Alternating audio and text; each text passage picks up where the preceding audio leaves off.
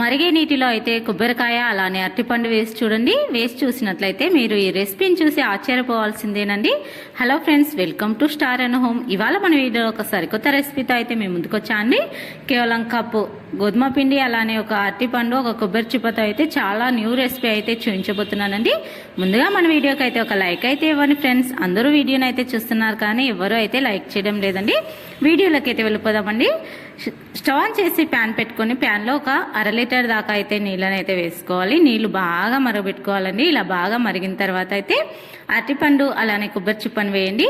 Just 2 నిమిషాలు అయితే ఆ నీళ్ళల్లో అయితే మరిగే నీటిలో అయితే అరటిపండుని అలాగే కొబ్బరి చిప్పని అయితే ఉడికించండి. చాలండి, 2 నిమిషాల కంటే ఎక్కువ అస్సలు ఉడికించకూడదు. ఇంకా ఉడికిపోయాయండి, 2 నిమిషాలు అయితే అయిపోయింది. కొబ్బరి చిప్పని అయితే తీసి పక్కన ఒక ప్లేట్లోకి తీసుకున్నాను. అలానే అరటిపండును కూడా తీసి ఒక ప్లేట్లో అయితే పెట్టేసుకున్నానండి. కొద్దిగా వీటిని చల్లారనిద్దామండి, లేకపోతే చేయి కాలుతుంది కదండి. అందుకని చెప్పేసి కొద్దిగా చల్లారనిద్దాం. చల్లారిన తర్వాత మనమైతే కొబ్బరి చిప్పను చాలా ఈజీగా అయితే చిప్ప నుండి కొబ్బరిని అయితే చాలా ఈజీగా అయితే రిమూవ్ చేయొచ్చండి. జస్ట్ అంచులు ఫోల్డింగ్ చేసినట్లు అన్నామనుకోండి, చాలా ఈజీగా అయితే ఊడొచ్చేస్తుందండి. 2 నిమిషాలు ఇలా వేడివేడి నీళ్ళలో మరిగించడం వల్ల కొబ్బరి చిప్ప నుండి కొబ్బరి అయితే చాలా ఈజీగా అయితే ఊడొచ్చేస్తుందండి. ఈ టిప్ చాలా బాగుంటుందండి. ఒకసారి మీరు కూడా ఇలా ట్రై చేయండి. ఇంకా కొబ్బరి చిప్పని తీసి మనం కొబ్బరి తురిమే మిషన్తో అయితే ఇలా చిన్న చిన్న ముక్కల్లాగా అయితే తురుముకున్నామండి. అలానే బనానాను కూడా మరిగించే నీటిలో అయితే మరగబెట్టి ఉడికించుకున్నాం కదండి. బనానా కూడా చిన్న చిన్న పీస్ లాగా అయితే కట్ చేసుకోవాలండి. ఇలా కట్ చేసుకున్న బనానా అలానే పచ్చి కొబ్బరి ముక్కల్ని అయితే ఒక మిక్సీ జార్ తీసుకొని మిక్సీ జార్లో అయితే వేసేసుకోవాలి. ఇక్కడ నేను బ్యాటరీ వచ్చేసి లూజ్ కన్సిస్టెన్సీ కావాలి అనుకున్నాను కాబట్టి నేనైతే ఇందులోకి ఏమీ కలపట్లేదండి. ఒకవేళ మీరు కావాలంటే ఒక 2 టేబుల్ స్పూన్ల దాకా గోధుమ పిండిని లేదా ఒక 2 టేబుల్ స్పూన్ల దాకా సూజీ రవ్వను కూడా వేసుకోవచ్చండి. ఇక్కడ రుచికి సరిపడా బెల్లం తురుమును వేసుకుంటున్నానండి. ఈ ప్లేస్లో మీరు పంచదార కూడా వేసుకోవచ్చు, లేదంటే ఇంకా 1 టేబుల్ స్పూన్ అంతా హనీ వేసుకొని కూడా ఇలా మెత్తటి పేస్ట్ లాగా అయితే మిక్సీ వేసుకోవచ్చండి. చక్కెర లేదా బెల్లం అయితే మీ రుచికి సరిపడా మీరైతే వేసుకోండి. లూజ్ కన్సిస్టెన్సీ అయితే చేసుకోకూడదండి. ఇలా మిక్సీ పట్టుకున్న మిశ్రమాన్ని పక్కన ఉంచుకోవాలి. ఇప్పుడు మనం ఒక బౌల్ని అయితే తీసుకొని ఒక కప్పు దాకా గోధుమ పిండి అయితే తీసుకున్నాం కదండి. అందులోకి కొద్దిగా రుచికి సరిపడా ఉప్పు అలానే కలర్ కోసం కొద్దిగా పసుపు వేసుకొని 1 టేబుల్ స్పూన్ అంతా ఆయిల్ లేదా నెయ్యి వేసుకొని చపాతీ పిండి ఏ విధంగా తడుపుకుంటామో అదే విధంగా కొద్దిగా స్మూత్ గా అయితే తడుపుకోవాలండి. చూడండి, కొద్దిగా నీళ్లు పోసుకుంటూ తడుపుకోవాలి. ఇలా వీడియోలో చూస్తున్న విధంగా కొద్దిగా నీళ్లు పోసుకుంటూ అయితే మనం చపాతీ పిండి ముద్ద ఏ విధంగా కలుపుకుంటామో అదే విధంగా అయితే కలిపి పక్కన ఉంచుకోవాలి.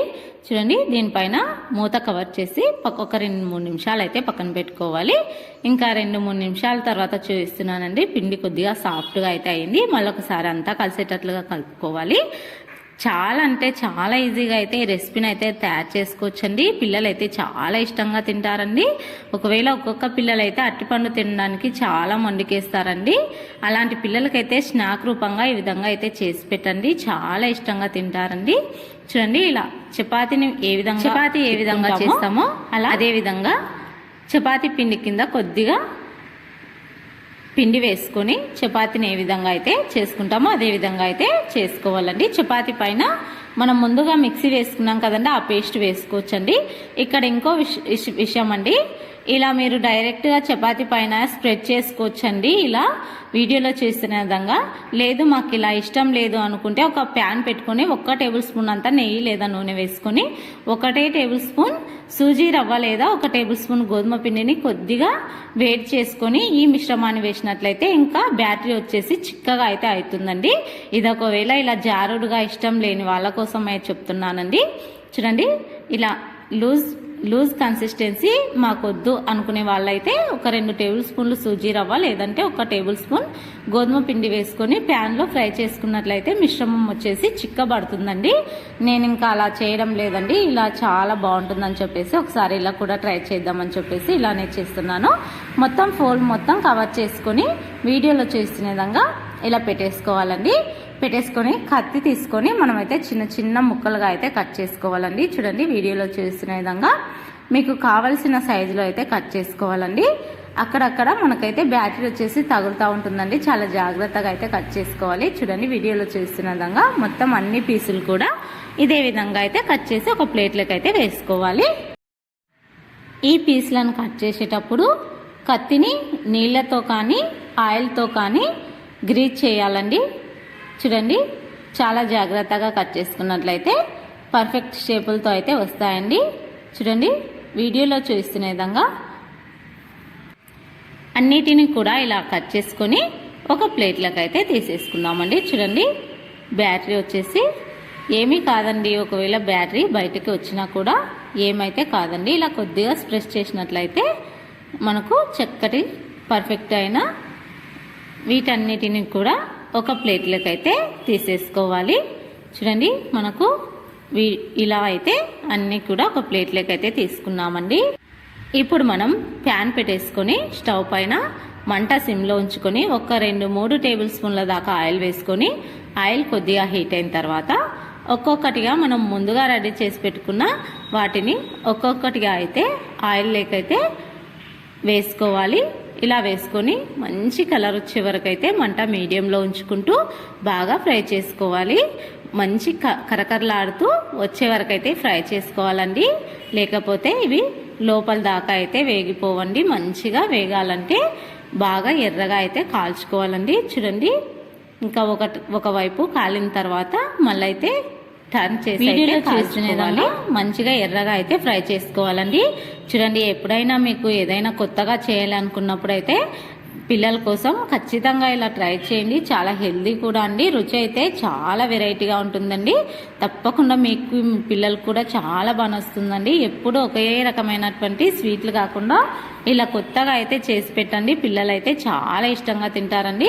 స్కూల్ నుంచి వచ్చినప్పుడు పిల్లలు ఆకలి అన్నప్పుడు అయితే ఇలా సింపుల్గా జస్ట్ 10 మినిట్స్లో అయితే చేసి పెట్టండి.